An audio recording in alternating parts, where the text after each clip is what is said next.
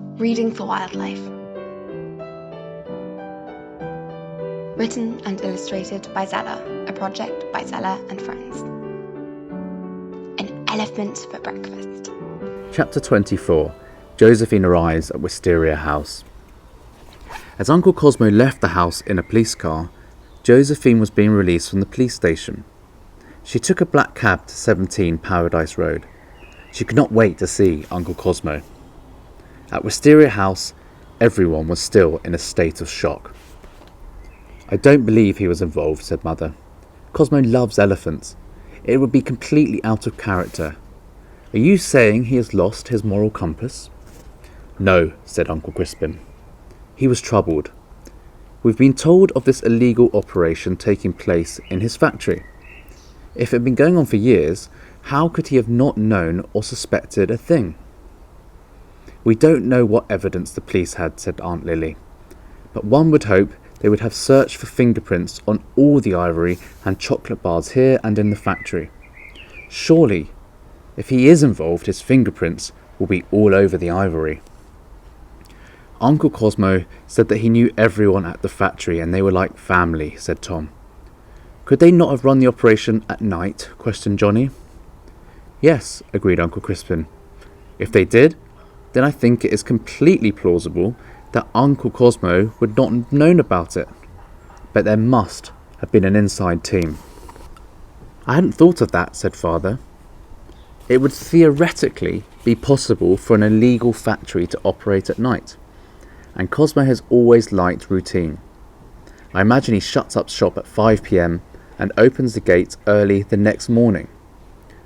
So the poachers could drop their haul at night and the ivory could be packaged and then posted the next morning. Cosmo would not have any reason to return at night time, so there would be no need to involve him in the operation," observed Aunt Lily. Rose piped up, "Yes, and the link in all of this must be the secretary. She is the one who said, 'Beware the blackbird.'" The conversation was interrupted by Josephine knocking on the door. She had not met Cosmo's brothers and their wives, although she had seen them briefly when she was led into police custody. It was slightly awkward. She introduced herself again as Josephine Miller and asked if Cosmo was there.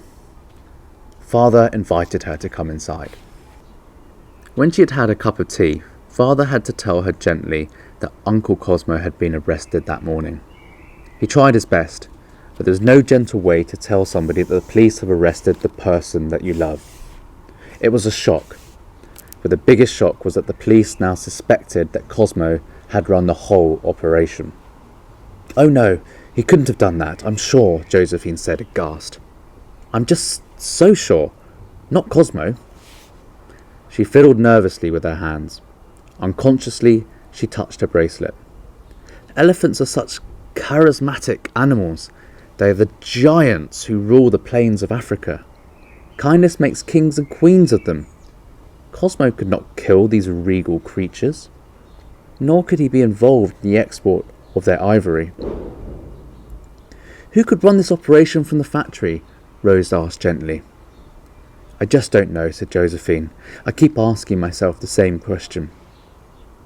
Hearing Josephine's sincerity and concern, Mother and Father privately felt guilty for ever having imagined that she might have been behind the operation.